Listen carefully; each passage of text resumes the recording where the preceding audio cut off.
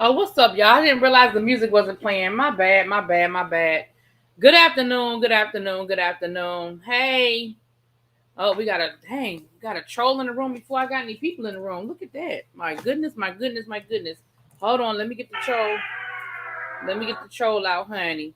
Good afternoon, you guys. My apologies for this seeming like it's just I had to change the time of the live because trying to get a lot of stuff done today, and I know that I made y'all promises, and I really don't like not keeping my promises.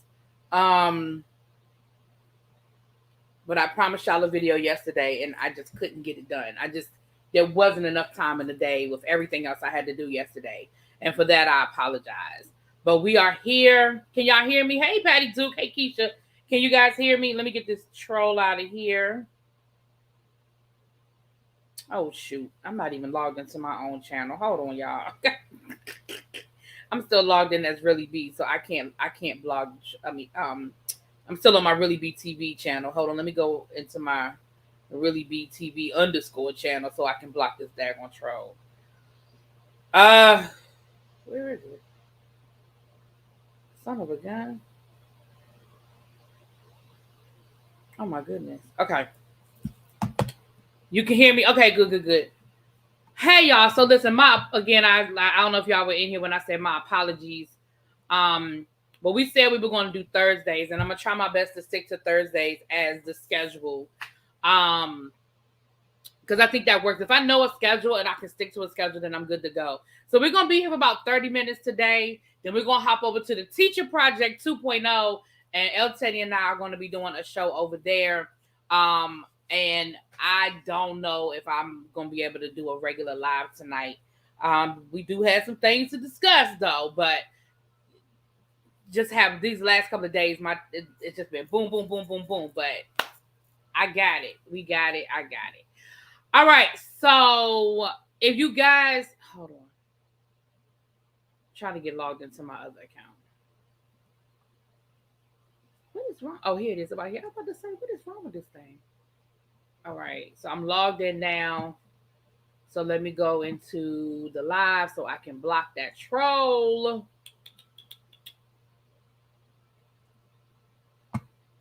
And then we are good to go. Okay. Why is it not? Here we go. Okay. I was like, why is it not letting me log in? Okay. Here we go. Okay. I was like, why is it not letting me log in? Okay.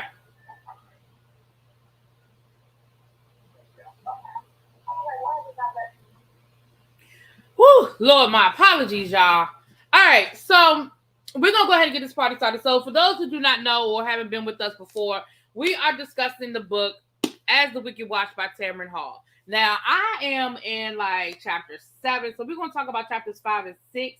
I think we left off last time. We talked about chapter 5 a little bit, so we're gonna get into chapter 5 and 6. Hold on, y'all. I gotta do this mess again.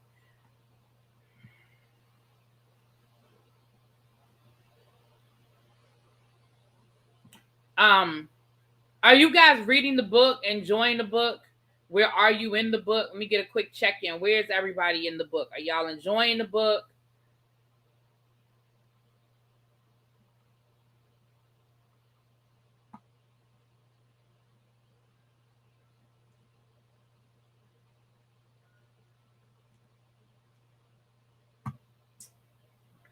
I'm gonna just have to keep that open so we get more trolls. It looks like the trolls are, y'all know these trolls come busting in, child. These Russian trolls, baby, they be on it.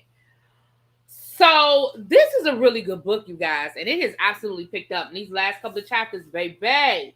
We are getting to the and you know what I'm finding interesting about this book is that we are getting a lot of the what happens behind the scenes with the politicking.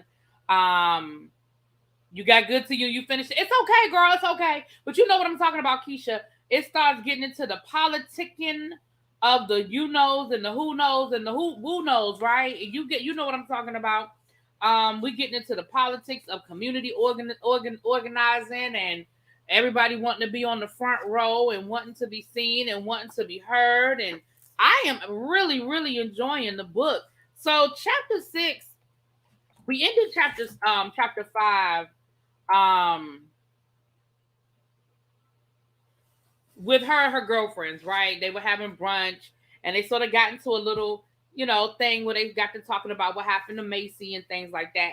So chapter 6 sort of picks up the next morning, or I'm assuming it's the next morning, where we see Jordan getting herself together, going through her morning routine, and she gets this phone call out of the blue, right? And the phone call is from Tanya McMillan. Now, if y'all don't remember who Tanya is, you found Red Molly very interesting. Ooh, I ain't get that far yet, Patty. I ain't get that far yet. But she gets a phone call from Terry. I was gonna say call that woman Terry McMillan, Tanya. And if you don't remember who that is, that's the young lady she interviewed when she was trying to get close to the body, and she crossed the police tape, and the girl kind of like lied to the police, like played. Well, not the girl didn't lie to the police. She lied to the police and said that was her friend, and the girl kind of was like, "Yeah, I'm her friend." Well, what we find out is that Tanya just isn't some ordinary citizen that just happened to be hanging out that day. Tanya is involved in a community organization that is all about cleaning up, these Chicago parks and everything. And come to find out that her aunt, Louise, is like the main leader, spearhead of this organization. So she calls Jordan and says, "Hey, you interested in, an interview? You interested in talking to the people?" And Jordan, of course, was like, "Yeah, like who what how's it going?" And they end up talking, and she realizes that there's a vigil that's going to be happening later on that day, and she's inviting her to come to the vigil, and she's letting her know that her aunt and these other people are going to be running the vigil. And oh no, I do know Red Molly. I'm sorry. No. I do. Yes. I remember Red Molly now. My bad, y'all. Yeah, that's who Louise was telling her the story about the guy. Yeah, child. Ooh. But you know what? But doesn't every neighborhood have that story? Because I know when I was growing up, what did we call him? Oh shoot. What did we call that man? And they said he rode around in limos and he snatched up little girls. He rode around in a black limousine and he snatched up little girls. What did we call him? I'm not going to remember now. Damn it. Y'all know it's going to bother me until I remember who it is. Hold on, y'all. Hold on. Y'all know that's going to bother me until I remember. Hold on, I gotta call my girlfriend because she gonna remember. One of my childhood friends, she gonna remember because she remember everything, child. Let me see if she available because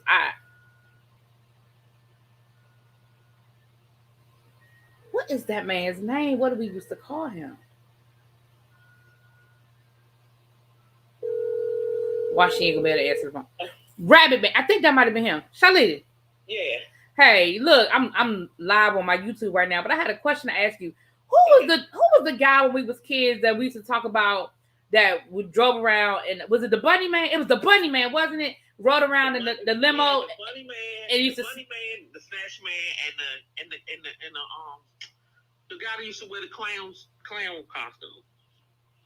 Okay, but I think I was thinking about the Bunny Man. Wasn't the Bunny Man the one we say that they used to say rode around in a limo or a black car or something? Yeah. And would snatch kids up. Okay, yeah. See, I was like, I said, I gotta call Shalita. Shalita gonna know. All right. Thank you, man. I knew she was gonna know, y'all. I knew she was gonna know. But it was the Bunny Man. That's what so you said the Rabbit Man. We used to call him and maybe it's probably the same person, Patty do, because me and you live in the same area. It's probably the same person. Probably, stories get changed up and all that. But so I feel like every neighborhood sort of has that person because I feel like they make up these stories to try to keep us in check, to keep the kids in check. That was back when we used to hang out and go outside and ride our bikes and play in the neighborhood and stuff. Shoot, now, do kids do that anymore? I think they just sit in the house on their phones and on their computers. Do they go out and play anymore? Because, we used to go out and play, and we used to ride our bikes everywhere. When I think back on how free we were, because we knew that we had to be careful. We had to, watch our backs and stuff. But we were just free. We were free. We would get on our bikes and we would go. You know what I'm saying? And I just feel like this world has, just locked us into this fear. Yeah. I mean, I don't know. I'd have to look at the statistics to say, oh, it's so much more dangerous. But I just feel like the world has locked us into this fear. But yes, baby. Yeah, I remember now. I remember you talking about now, Red Moly. Yeah, buddy. Yeah. So Pam has a long day. I mean, Jordan has a long day. Okay. So she took that phone call. So she found out about the visual. She called, set that up. What's up, Danny? Hey, boo. Danny, are you a mod on this channel? I mean, I know you can't be in here right now, but are you a mod on this channel? Because I had some trolls in here. But I know you listening from the skybox. I know you still at work or doing something. All right. No, okay. Do you mind if I make you a mod on this channel? Are you okay with that? Let me know if you're okay with that. So, okay. And so, so it's called the council. What's it? The council, the black. Let me find the name of the council. The Southside Community Council, and it's led by like I said, it's gonna be led by Louise. Tanya's there. Tanya's mother is very involved, and Louise is her aunt, like I said. And they said that the mom is gonna be there. Okay, thank you, babe. So Pamela is gonna be there, right? And so of course now Jordan is like, okay, I gotta make it happen. We gotta make it work. So she checks in with Scott. Now Scott is her cameraman, and I don't know if I made it clear that Scott is a white guy, and that's important because of what I'm getting ready to tell you why that's important. Okay, so Scott's a white guy, and so she's gonna meet up with Scott at the diner. Now Scott tried to get her to go to one of his spots, but she said, I'm gonna get you to meet me down in my spot. So they end up going to a place called the District Diner. And again, I feel like every black community has a district diner. And what it is the diner that has been around forever, right? Everybody knows it. Everybody in, probably Martin Luther King ate there one time. It's probably a picture of him somewhere on the wall, right? All of the, what's up, C Golden? Hey, boo. So we all have these different, we all have these different, hey, what's up, Star? We all have these different diners. I know here in DC, it used to be a place called Florida Avenue Grill. Patty Duke, damn you. Yeah, see, this is how I know me and Patty Duke be on the same page. Because the comment just popped up as I was saying Florida Avenue Grill. Man, oh man. But yes, the Florida Avenue Grill was the spot here in DC. It was that place. It was a hole in the wall, but everybody knew about it. Everybody went there. The food was good. You overlooked the ambiance, okay? But it's a staple in Black DC. It's a staple. But it was. It was. I remember the last time I went to, I shouldn't tell this story. Last time I went to Florida Avenue Grill, child, it was a roach. I ain't gonna tell y'all where the roach was. But needless to say, that's the last time I ate there. Now, let's be clear. They probably had roaches for a long time. But here's the thing. As long as I don't see them, I don't need to see them. But anyway, it closed not too long after that. So, Anyway, but every community has it. And so in the book, I think Tamron does a good job of describing this place and making you understand the historical significance of this location, as well as understanding the dynamics between her and Scott. And this starts a day where Scott is very uncomfortable for the majority of the day. And while they're there, they end up meeting with a guy, a man by the name of Commissioner. Hold on.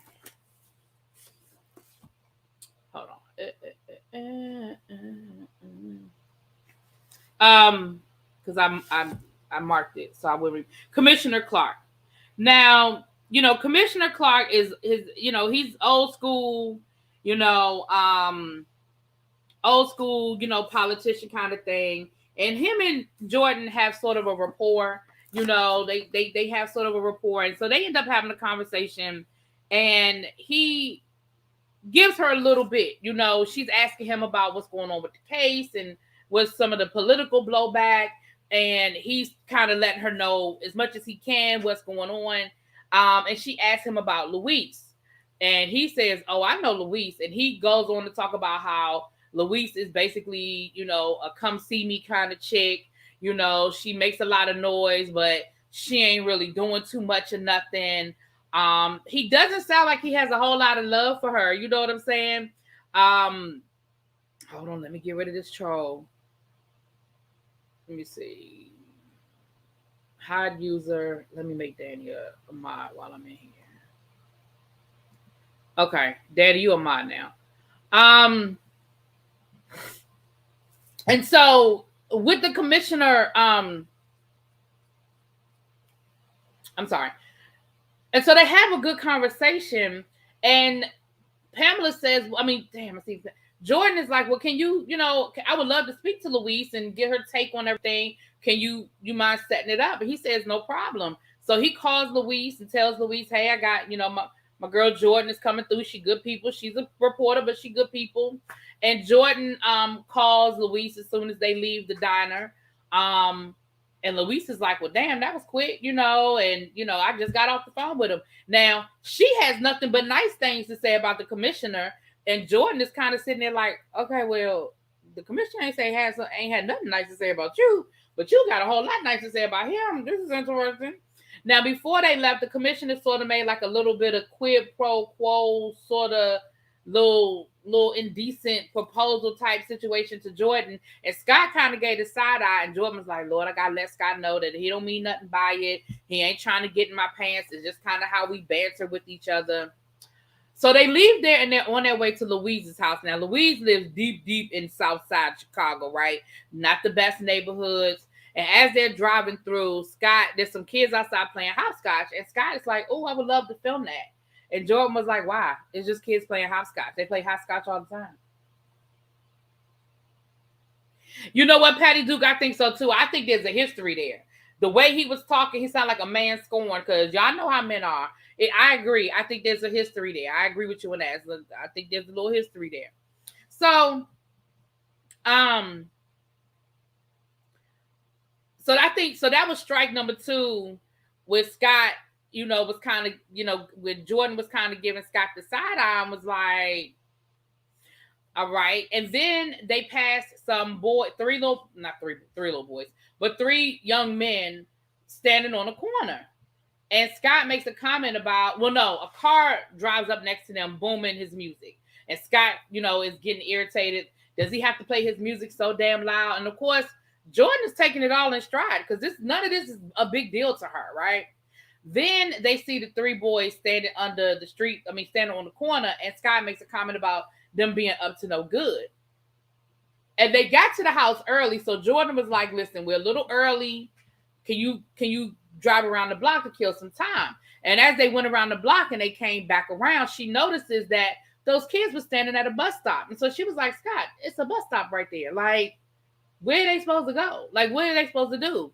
And she was like, Scott was like, oh, I didn't notice it. And of course, he looked embarrassed and everything. And so she proceeds to be like, so I don't understand the problem. Like, what did you expect?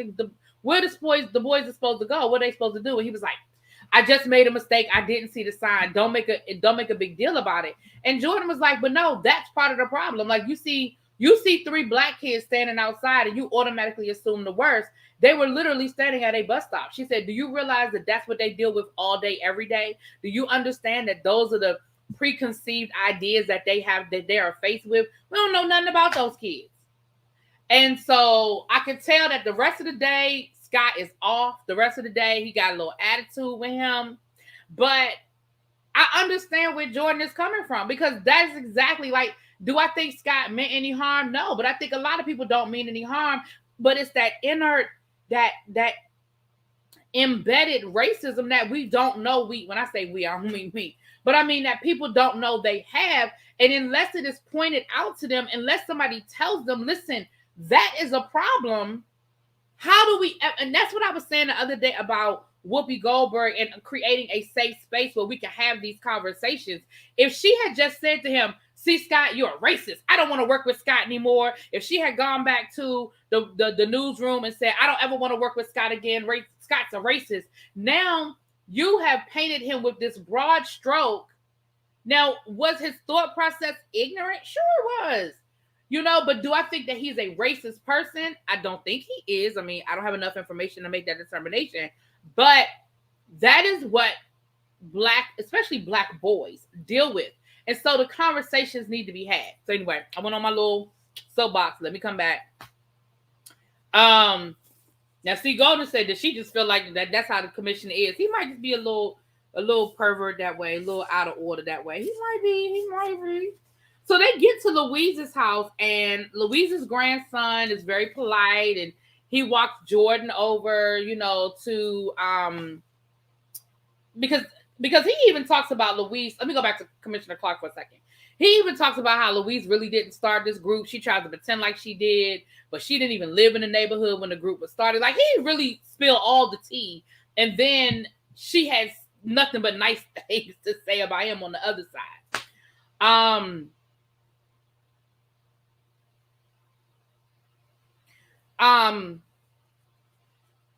So then she's interviewing with Louise. Now, Louise got herself a little twisted ankle. She got it up with an ace bandage, covered with an ace bandage. Now, I personally don't think that was a real situation. I think that was her way of making Jordan come to her. I think that was her way of not having to stand up to greet Jordan. I just think it was convenient because later on that night at the vigil, ain't nothing wrong with her. She ain't got no ace bandage on her ankle. She ain't limping. She ain't nothing. I think that was a power play. I think that was you're going to come to me. You're going to sit before me. You know what I'm saying? I don't know. I just felt like that was a bit of a power play.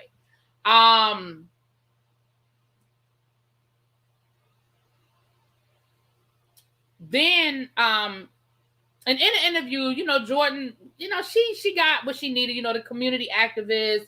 This is what we're doing for the vigil. This is what the police did wrong. I've been trying to get them to clean up the park. And what we found out was that there was a little bit of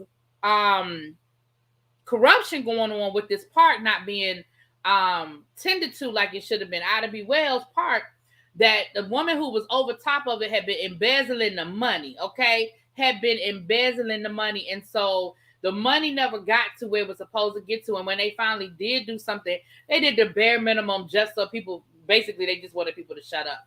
So we found out that there was some corruption along with mismanagement that created the situation. And of course, Louise is now saying, if they had listened to me, maybe this wouldn't have happened. If they had listened to me, maybe this wouldn't happen. But we also get where Louise goes off on a tangent and she starts talking about red moly, which is what we were talking about a few minutes ago, right? She starts talking about red moly, honey, and she starts talking about how basically there was these stories about the neighborhood, the guy that come and get you in the neighborhood. And like we just talked about, we had the bunny man, we had the snatcher man. I feel like every community has those stories. And the question is, are those urban legends or are they based in fact, right? Because, you have to ask yourself, I mean, these questions start from somewhere, but where do they start from? Now, the other thing that pissed Scott off was she didn't ask Scott to come inside with her when she did this interview with Louise.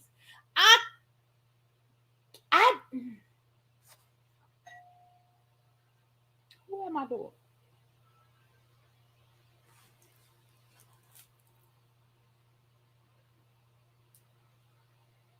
Hold on a second, y'all. Yes?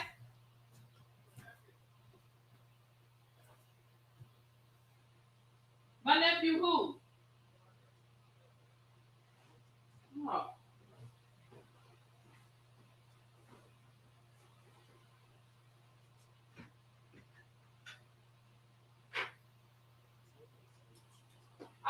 say. I was like, my nephew. She just goes to my grandma. Oh, okay. I thought she was on the phone all day. No problem. I'm on live. No, it's fine. No problem. I just didn't know. I was like, who is that?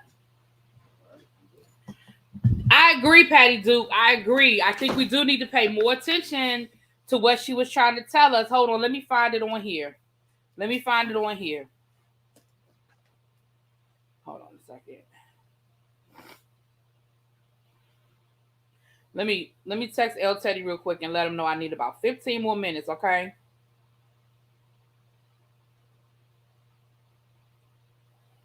And then we're going to talk about Red Molly a little bit more.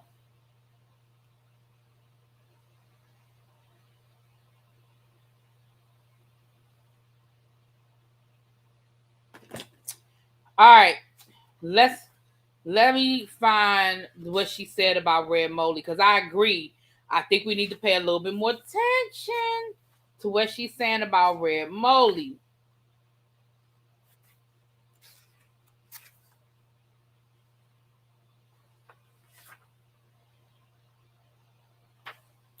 Okay.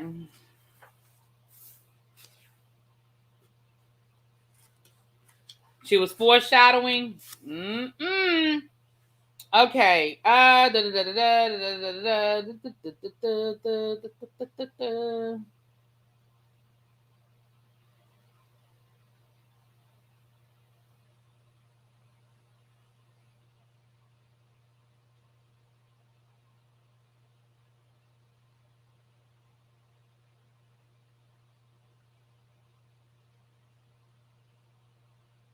Okay.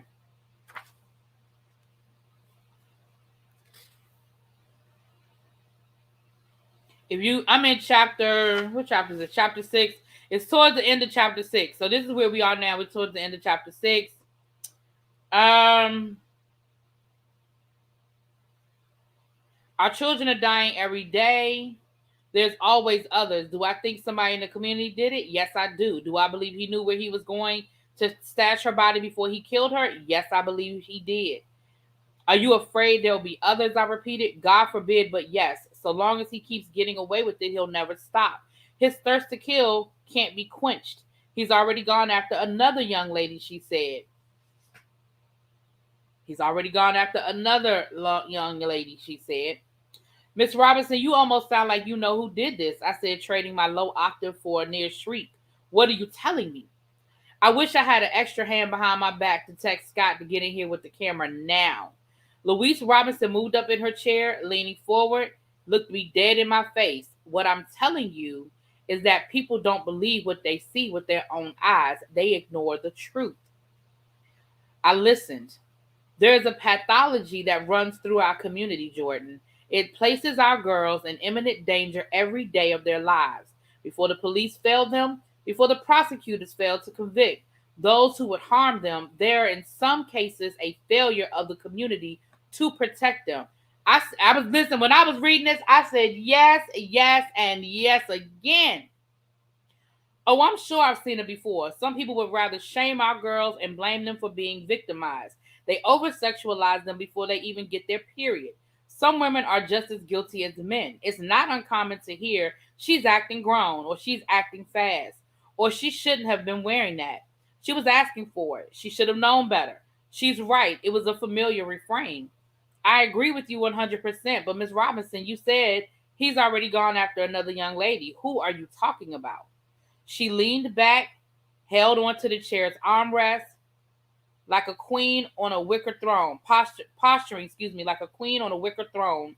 And with the damnedest look on her face, she said, Red Molly. And you better believe if there's one, there's two.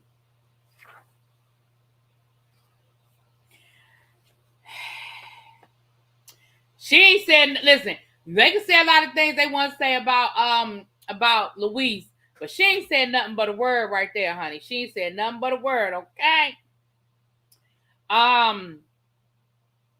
So from there they had to run. So they finished up that interview. Then they had to run over to the police station to try to get a statement from Police Chief Bartlett. Superintendent Bartlett, and Bartlett ain't had nothing new to give them. Bartlett is the same guy that was rude to them at the beginning, who kept wanting to try to act like this was just a runaway situation. And then from there, they had to run over to get the interview with Pamela. They were supposed to be getting this exclusive, but when they got to Pamela's house, it was when they got to Pamela's house, there was already a news truck leaving. So she was like, well, I guess it's not really, the exclusive that we thought it was going to be. Hold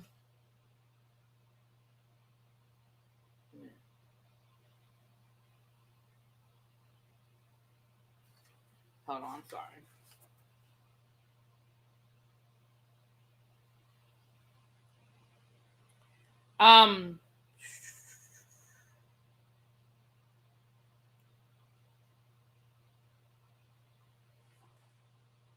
And then the conversation, I'm sorry. I went out of order myself. Then the conversation just sort of got into the regular mundane. She said, who is Red Moley? You never heard of Red Moley? She said, no, I can't say that I have. Is that his nickname? What's his real name? She said, it's a story. I can't believe you've never heard of Red Moley. Did you ever go to camp when you were a kid? Didn't you have sleepovers? Well, yeah, I did. Well, y'all didn't tell scary stories? Her line of questioning began to aggravate the hell out of me. Before I could respond, she asked another, you ever heard of Bloody Mary? No, I've never heard of any of this crap. Well, she said that to herself. No, I said, wait, you mean the Bloody Mary of folklore? Who was she? A witch, right? Yes. She put them under a spell and they would come right to her. Yeah, I've heard of it. It scared me to death as a kid. I haven't thought of that in years. Red Moley is kind of like Bloody Mary, except it's a he, half man, half monster, who preys on children and takes their hearts because children have the most loving and trusting hearts. I pictured several versions of the first conversation I would have with Louise Robinson, and so far, this matched none of them. When Red Moley gets done with you, there's nothing left of you. Eviscerated, she thought. I didn't need a mirror to know that I looked perplexed. As much as I wanted to ask what she meant when she said, if there's one, there's two, I'd heard enough of her hoodoo and pushed on to another topic. Louise caught on, floated back down from Planet Strange, and snapped back into reality. And again, they started talking about the visual, who was going to be at the visual, who was going to speak, and so forth and so on. They agreed that she would come early so she could do some pre-visual interviews. And then, like I said, they had to leave there. And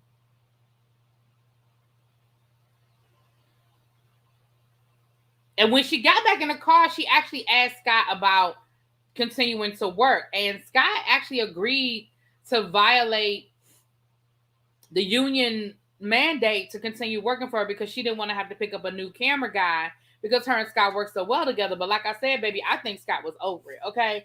I think Scott was over it. And we're going to see later on in the day that they just continue to butt heads. They just continue to butt heads. I think the last straw for George was when they did go over to Pamela's house to interview. And they were interviewing Pam, and she, once again, because she had allowed her professional vision to be blurred, because she allowed herself to sort of get close to Pam and empathize with Pam, she really wasn't as prepared as she should have been for the interview. And she didn't prepare Pam as much as she should have prepared I'm sorry. She didn't talk to Pam as much as she should have. And Pam was like, why do you keep asking me questions? Because we've already talked about this. But she was like, I should have prepared her that I had to ask her certain questions for the camera because the camera doesn't know that we've already talked about it. And I need her to tell the people. Like, I don't need her to tell me. And so they sort of got into it and she got thrown off her game. And, Pam was already who's grieving and going through so much. She was thrown off and it was a very tense situation.